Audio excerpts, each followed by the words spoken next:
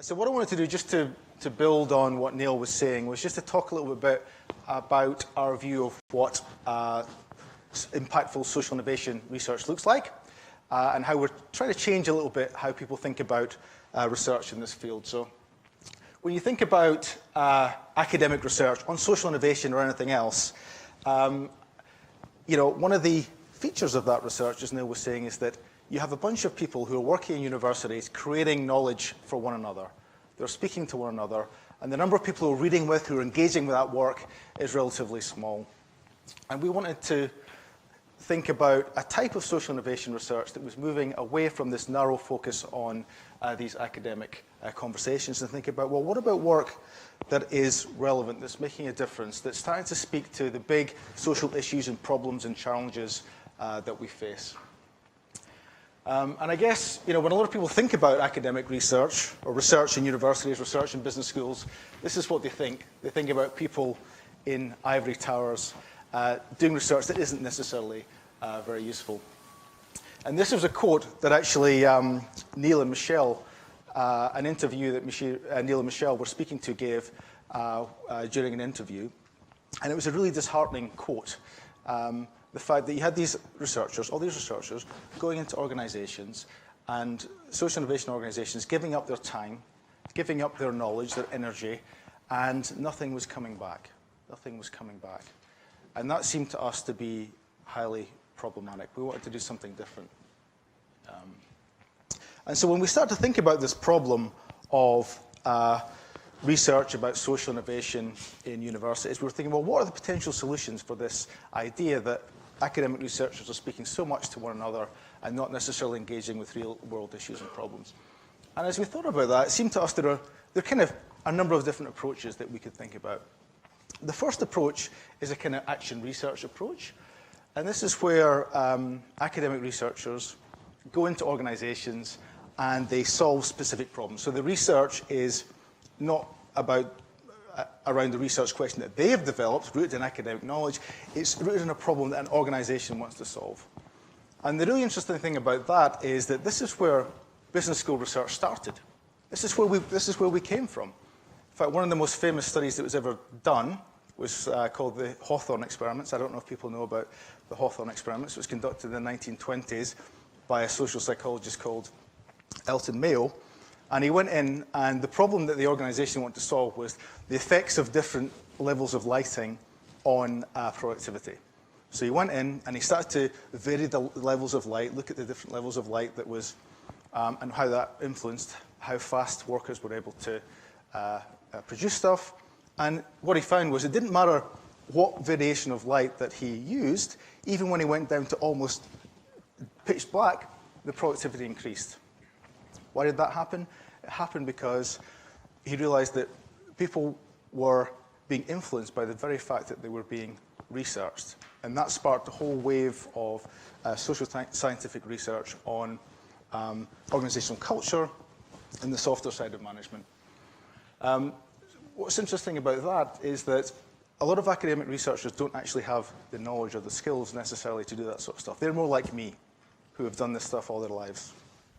The second type of, I suppose, approach to thinking about addressing this problem is problem-focused research. So this is a very common approach in nursing or social work, and this is where you have practitioners who are working really closely with researchers to solve specific problems.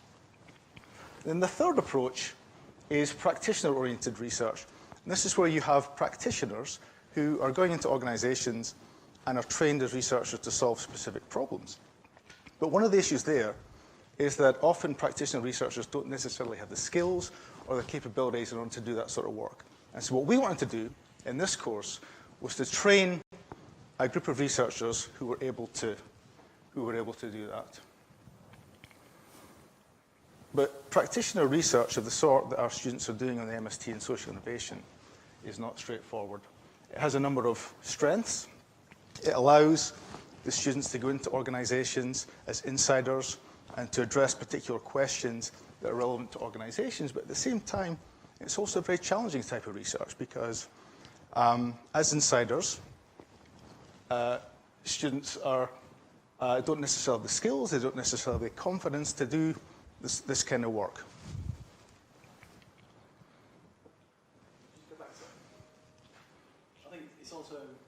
very important not to underestimate the challenges. You know, you think when you're entering an organisation you work in and you study it, it's going to be plain sailing because you know people, you know the organisation. But lots of different things can happen. I mean, the key words there is possibly positionality. If you're the boss trying to study your organisation, what are people going to tell you? Crispin. They're going to tell you what you want to hear, or nothing, because you know, there's power and stuff. Crispin is very senior in the National Health Service, one of our students, and tried to study his workforce. He will tell you a bit more about later. It was a challenge, and possibly rightly so. And you can, if you're more junior and you're coming up with problematic findings, you know what's going to happen then. Your management, your bosses, your board may well push back quite a bit. So it's not without its problems. Yeah. So I guess what we're trying to do is to build this generation of researchers through the MST program who could go out into organizations and actually do research that was practically relevant and made a difference in the world. But more broadly, what we also thought in terms of the centre is we wanted a different type of research where it wasn't just a group of academic researchers like myself and Neil who were speaking to other academic researchers. It wasn't just a group of practitioner researchers like those on the MST program. It was also potentially academic and practitioner researchers working together in a different type of way. And so I want to give you just a couple of examples of research that we've done at the centre that reflects this. The first example I wanted to talk a little bit about was a project that I did way back in 2012, 2013, when I got a mid-career ESRC mid-career fellowship. And so I got this money, which bought me out my teaching and research for 2 years. And the money was to do an ethnographic study of a social enterprise. So I phoned up Neil, who was one of my early students, and I said, Neil, I've got this money. I want to do this ethnographic study of a social enterprise. Can I come and study you? And Neil said, yes, you can come and study me, but you cannot sit at the back with a notepad just taking notes. You have to get involved. That's the polite version. So he gave me, he gave me a job title, and the job title was Acting Director of Social Innovation. I still don't actually know what that was, but that was the job title I was given, and I did lots of different things. I did a strategic review of all the businesses that you had. I spent a lot of time in the community centre working with people who were my age, helping them to get jobs. I developed some products and services for them. Anything that was going to be useful to Neil and to Keystone, but at the same time would allow me to generate interesting insights in terms of research. And it was quite an amazing experience in many ways, because I went in thinking about doing a very traditional academic research project around managing tensions in social enterprises. And I ended up doing a project that was very different in that. And rather than Neil being a traditional subject, who was me being the expert, him being the social entrepreneur being studied, Neil became a co-creator in the research itself, and he started to generate the knowledge. I mean, a lot of the intellectual heavy lifting that was done by Neil. It wasn't by myself. And so he became a collaborator in the research rather than just someone who was being studied. And so it's a very different type of, or a very different way of doing research. Do you want to talk about this from your perspective, Neil? But also what was important was, I mean, apart from Paul actually having to do some work and spend time with some very challenging people, at a time, you know, we're at sort of close to Brexit. If you imagine in the 2012-13, the place where I was working was in Norfolk, where we had a lot of European migrants, and I had a project supporting European migrants. A lot of the nonsense you hear in the press was bubbling up in that local community, so there's a lot of hostility that people were facing and expressing, and Paul was dealing with that on a daily basis, which was really interesting. But more importantly, for the organisation, what was important is having someone coming in to look at the organisation and critically assess what the organisation was doing was really important for the board. It gave them a feeling of legitimacy, you know. Also, it helped us rethink our strategy and many other aspects of our work. So basically what I'm saying is a win-win situation. Paul gets a paper, tick, becomes a professor soon after, and we get, actionable research, which I think is really important. Now, you could say that's partly because of our relationship, and that doesn't normally happen, but this is something we're trying to do more and more, as you'll see in a second. That's Paul. The cats, if you can see the cats. Well, when I first came to Neil's organisation, obviously, because I was coming from Cambridge, I think the people there didn't necessarily know what to make of me. But I was there for 9 months every day, and by the time I left, they had actually forgotten that I was a researcher. And as I was at the Christmas party, it was my last day, I was trying to say goodbye to everyone. They were all asking me what I was going to be doing when I came back. Yes, it's quite nice. So the other example we wanted to talk about this co-creation approach is a PhD student, Laura, who's just finished. And she did a really interesting project about macrocredits in Tanzania. And so macrocredits was this idea that was created by a Dutch NGO, and it was designed to solve some of the problems of microfinance and microcredit. So rather than giving loans to individual borrowers, they would give loans to whole villages, and there would be a collective responsibility to use the money safely or effectively. And but obviously, being a German PhD student at Cambridge University, not being familiar with the culture in Tanzania, when she went into the villages, first of all, people weren't very willing to open up to her. And second of all, she wasn't actually able to interpret the cultural codes, what was actually going on. She wasn't able to figure out why this stuff wasn't working. And so it ended up that she collaborated really closely with John, who you see here. Now, John was one of her informants and is actually a pig farmer in Tanzania. But he was able to develop a level of insight that she would never have been able to have ascertained without him. So she actually invited him on to the research project as a co-researcher. So he started off as an informant, a pig farmer in Tanzania, and he became a collaborator. And the paper that's coming out of that research is quite far down the review process in the Academy of Management Journal, which is the top business school journal. And so if that gets published, he will be the first Tanzanian pig farmer ever to be in the Academy of Management Journal. So the third project, Neil? So the third project, some of you know, this is one of the two Thereses. So Michelle and I set off on a mission in 2017 to look at a sort of organisation that fascinates me. And it's basically organisations that are fixed in place. So in America, they call them community development corporations. In England, Scotland, Wales and Northern Ireland, we call them development trusts. They're fixed in place because they're trying to solve problems in that place. They're trying to cope with social, maybe housing and economic problems. And they're often based in places that are the most disadvantaged places in the UK. And like I said, I'd worked for one of these for 13 years. And I did think I knew everything about them. However, as part of the research process, I've very quickly learned that I did not. What we were looking for is how these small organisations in the poorest places, where most of their customers or their beneficiaries had no money, how did they survive for 10 years plus? Because some of them are 20, 30, 40 years old. That's where we set off. After doing a broad sweep, and some of you have read the conference paper that came out of that, we started to focus on one particular organisation, which is work in progress. It's called Glenboy Development Trust. It's on 10 miles outside Glasgow. It's an old mining, steel and fire brick making town where everything went and things went to, became very messy, drugs, etc., and how this organisation started trying to rebuild the community. Okay, so that's the research, but what we're doing as part of the research process is A, involving the two Thereses very, very deeply in it, so it's co-production.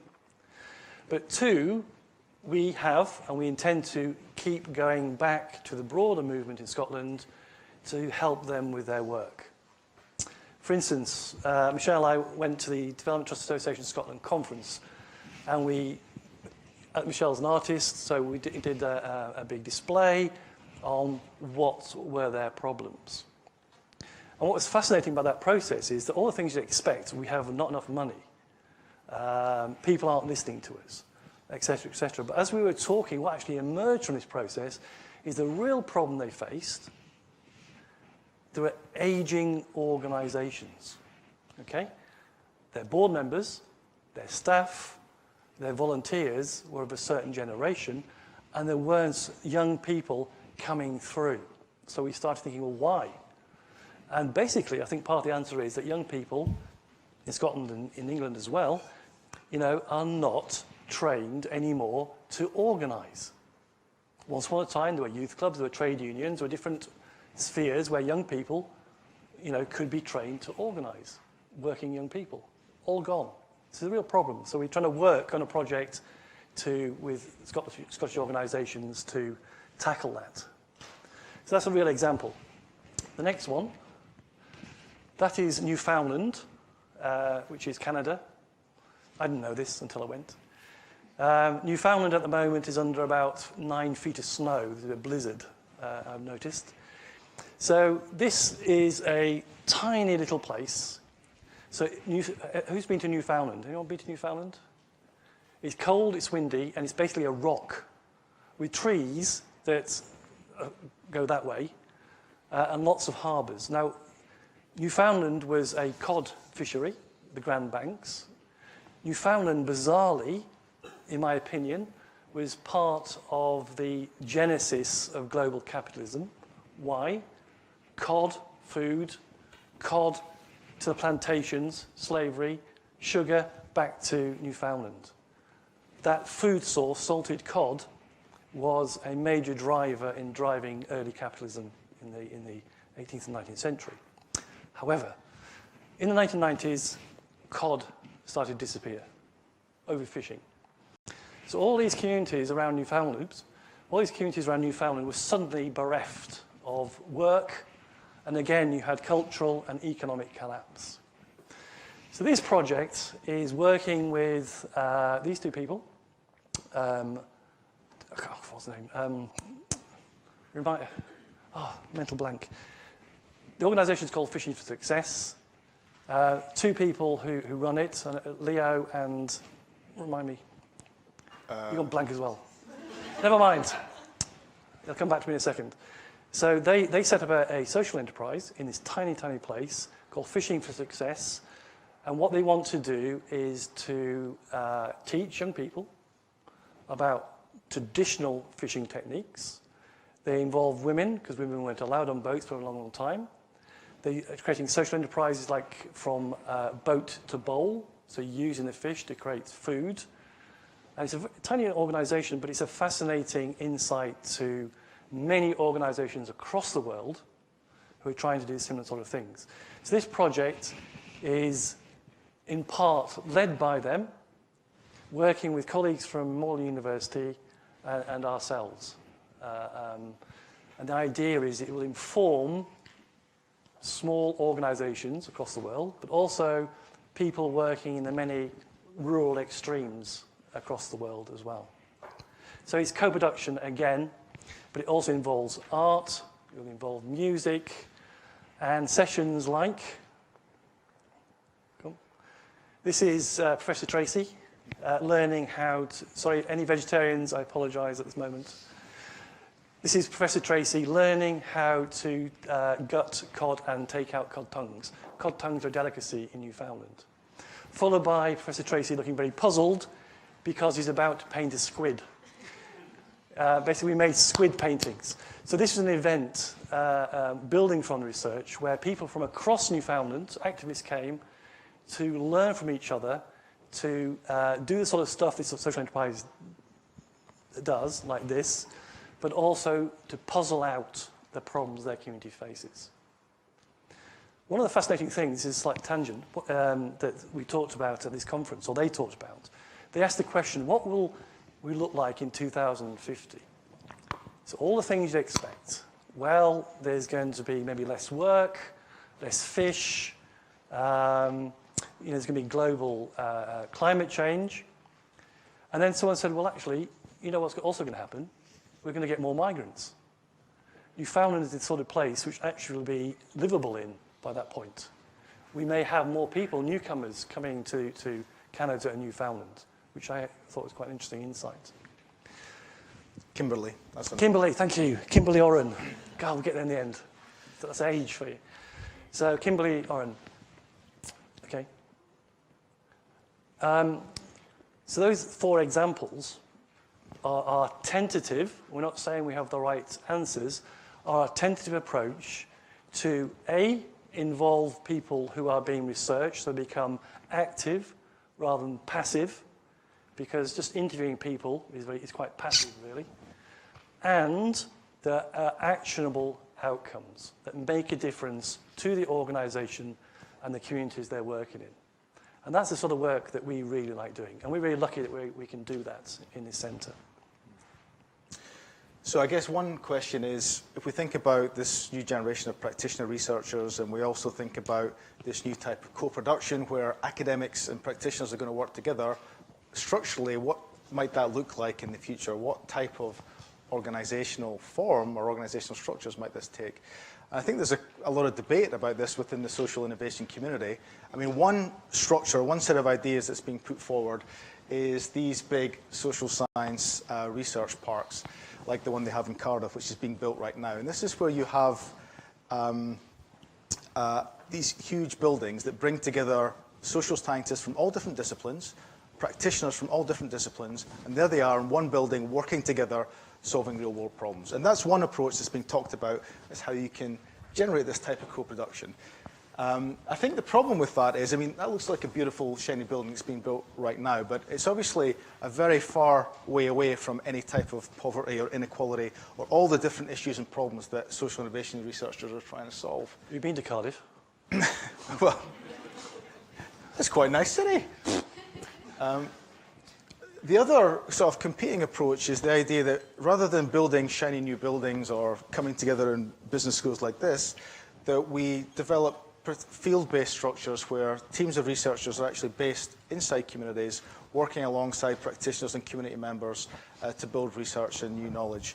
And I think it seems to me that that approach is more in tune with the philosophy of social innovation research, and that's more likely to where I think we need to go in the future. But I mean, part of the problem, I mean, that's why it's nice to see people from different disciplines, you know, in this room, is, you know, part of the problem with academic research that people are in their own little silos, and then they're in even tinier little silos, having tiny little conversations with more and more obscure people.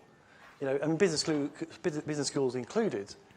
But if you think about the sort of problems we have to face as social innovators or just human beings, be it climate change, poverty, at whatever level, you have got to involve a wide range of people, but also you've got to involve a wide range of academic disciplines. And unfortunately, academics don't play well together across disciplines. So this is part of the challenge that we try and work on. What's great about our team is, I mean, Paul started off as a geographer. I'm also at sociology and sort of community. You know, Lilia, who's speaking later, comes from a political science background, particularly gender. Michelle comes from an educational psychology and art background. Anna from a public policy background. So in our own little team, we're trying to create opportunities where different disciplines come together. I'm not saying that's unique, but it is different in a business school in many ways. Do people know what this is? Know what this is? This is the Winchester Mystery House in San Jose, California. And it was built by Sarah Winchester, who was the widow of the person who built the Winchester Rifle Empire. And it's a very famous building because it was built with no particular plan in mind. So it started off really small, just a 2-bedroom house, and expanded and expanded and expanded. It now has 161 different rooms, and it's a massive tourist attraction. It's a very famous building, but it had no grand vision or plan. And our colleague Jennifer Howe-Grenville, she published a paper just a couple of weeks ago in which she said that social innovation research was like the Winchester Mystery House. It was all these interesting different bits, but no big vision or grand plan. Now, I don't know if that's necessarily a good thing or a bad thing, But I think the important thing is that we now have a lot of momentum around people who are really interested and passionate about doing social innovation research. And if we end up with something as beautiful and spectacular as the Winchester Mystery House, then I think that would not necessarily be a bad thing. I think the final comment is what's exciting about social innovation research is it's not like that yet. It's still only a two-bedroom house. You know, it's an emerging, growing field, but in an emerging, growing field, there's lots of opportunity. So there's no firm lines and there's no firm boxes, really.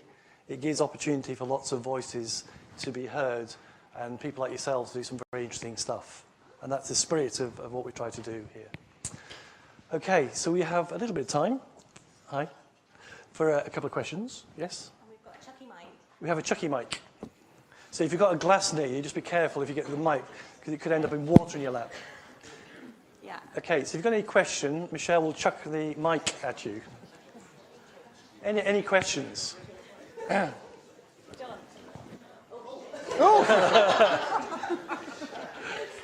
Assault!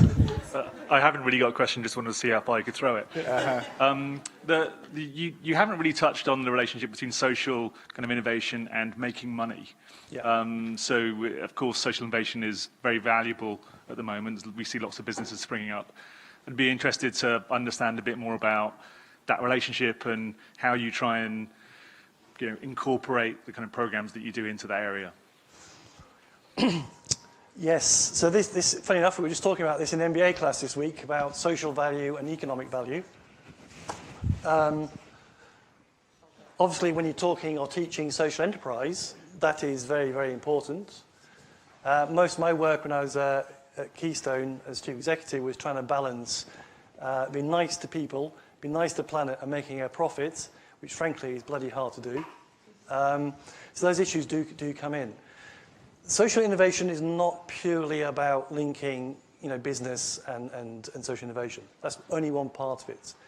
I think until fairly recently, most people assumed that this new wave was about entrepreneurial solutions. They have a part to play, including within big businesses.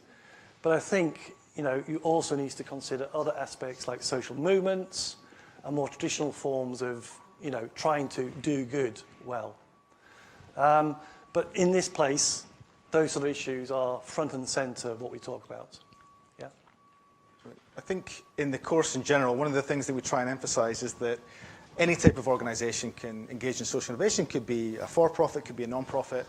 But you're absolutely right that unless we get big corporations involved in social innovation, arguably, then we're not going to bring to bear the resources and the capabilities, the innovative capacity to solve the most deep-rooted social problems. And that's why, in many ways, it makes sense for a program like this to be in a business school and not in a public policy school, because we can connect with ideas from business and management and all the resources that we have in the school. So I think it's a really important part. But at the same time, business isn't the answer to everything. It's just one part of a much bigger picture, I think. But also, one thing that worries me, maybe more than other people, is that, just because you put the word social or the word in front of something, or the word charity after something, doesn't mean you can assume virtue. There's some very badly behaved charities and people working them, which we've seen over a number of years. And social innovation is a bit of a blanket, catch-all phrase. I think what you'll start to see is more critical analysis, and you may even see sort of critical social innovation emerging at some point, because, at some point you have to stand up and think about some of the thorny questions. Producing electric cars may be fantastic and save part of the planet, but producing cars in the first place is very resource intensive. Shouldn't we perhaps have a better public transport system? Oops, that involves politics. Some people may lose out. Lots of thorny issues. One of my pet projects, which I shouldn't be doing, but because I should be doing something else, is looking at 19th century versions of this. There's a thing called social museums where people were doing the sort of stuff that we're doing in Harvard, in Germany, in Sweden, in France. What's fascinating about it, they're worried about industrialization, they were worried about socialism, they're worried about the working class, and they're trying to find pragmatic solutions to involving business. I'm hearing echoes, of now. So even though we're looking at some of the big issues, there's going to be some, some very tricky questions to be answered over the next decade around this space. Can you check it again? One more, and then we better shut up. Anyone? If anyone wants to argue with us, please feel free. I just had a question about, you mentioned, well, Jennifer said it feels like there's no vision or grand plan. Obviously, with some of the it feels like with social innovation, we are tackling quite pressing issues which are quite urgent, and we need to build momentum, particularly around issues like climate and all the other ones, all the other like crucial issues. I just wondered if you had to, and if it's evolved and we're trying to get lots of different disciplines involved, how do we create that momentum and cohesion kind of in a time frame that's useful? Okay, so one thing I think that's really good that's happening, and again, this has got echoes in the 19th century, is experimentation. There's lots of people in this room, and many thousands outside this room, who are playing with ideas and solutions and practice, to tackle the issues you're talking about. Unfortunately, what is not happening is people getting a really good understanding or capturing or sharing information. Okay? So a lot of this stuff just disappears into the ether. And I think that's part of the role of a centre like this, and many others, because there are others growing in the world, that sort of knowledge is captured and communicated. And that's partly why we're here today. So on one hand, I'm really excited about all this experimentation. But on the other hand, at some point, I think we need to critically interrogate what we're doing and how we're doing it. But experimentation is good. We better... If we've got no more questions, we can move on to the first panel, Simon. And then Thank you very much. that'll give us